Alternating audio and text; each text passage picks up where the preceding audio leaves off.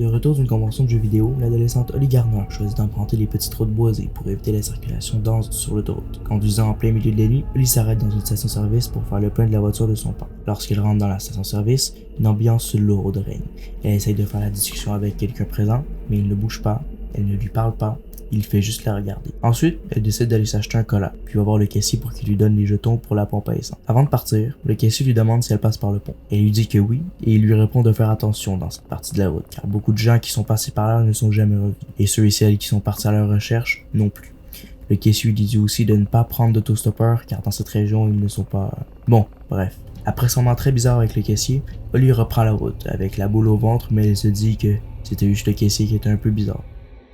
Après avoir passé le fameux pont, un peu plus loin, elle est forcée de s'arrêter, car deux énormes rondins de bois sont placés en plein milieu de la route, comme si quelqu'un ou quelque chose les avait placés à cet endroit exprès. Holly décide de sortir de la voiture, déplacer les rondins, et rembarque dans sa voiture. La voiture, elle, décide de ne pas démarrer, et elle commence à dire que le caissier n'était peut-être pas juste un charlatan, mais bon, elle sort de sa voiture et décide d'attendre. À 22h23, une voiture passe, mais elle ne s'arrête pas, mais Holly se demande comment est-ce qu'on peut passer à côté de quelqu'un en détresse et ne pas s'arrêter. Mais bon, elle relativise, elle attend. Ensuite, à 22h43, le pick-up finit par s'arrêter. À l'intérieur, le fameux monsieur du dépanneur. Il lui demande où elle va et il lui dit de vite prendre ses affaires et de rembarquer. Ensuite, pendant la route, il s'excuse de son comportement plutôt dans la station-service. Il lui demande ensuite si elle sait pourquoi sa voiture est brisée et elle lui dit qu'elle pense que c'est la batterie. Mais lui dit que c'est sûrement autre chose.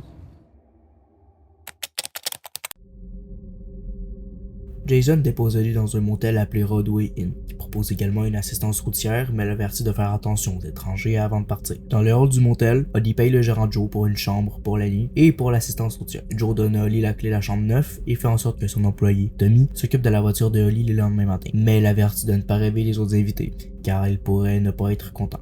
Holly entre dans sa chambre et au moment d'entrer dans la salle de bain, elle est choquée de trouver un homme dans sa salle de bain qui s'avère être Tommy, le gars qui s'occupe de l'entretien du motel, et qui lui dit ensuite d'aller chercher ses affaires pendant qu'il finit de nettoyer la chambre. Tommy assure à Holly qu'elle récupérera sa voiture le lendemain matin, mais lui dit que le téléphone de la chambre ne fonctionne pas avant de partir.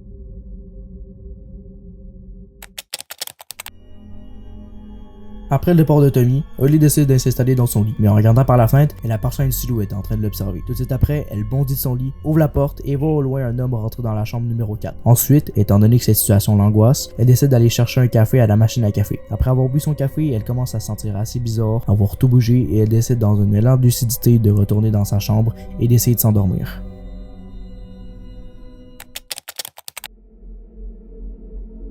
En plein milieu de la nuit, Holly se réveille en sursaut suite à la sonnerie du téléphone fixe qui n'était pas censé marcher et elle distingue des pas qui vont jusqu'au placard. Ensuite, Joe, le réceptionniste, vient toquer à sa porte et lui dit qu'il a bien spécifié de ne pas faire de bruit et qu'il a reçu plusieurs plaintes de la part des autres clients. Ensuite, elle mentionne la machine à café et sans même avoir le temps de dire le reste, elle lui dit qu'ils n'ont pas de machine à café et la prend pour une cinglée. Ensuite, elle va lui montrer la machine à café mais en arrivant, elle n'est plus là. Joe lui ordonne ensuite de retourner dans sa chambre et lui dit qu'il a des pilules pour arrêter les effets restants dans la commode.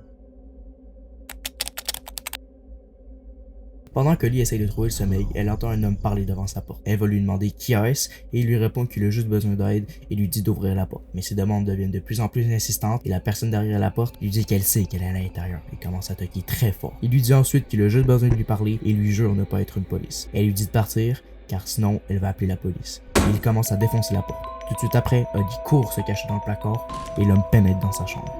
Il se promène et entre dans la salle de bain, mais au même moment, Joe entre dans la chambre et va tabasser l'individu.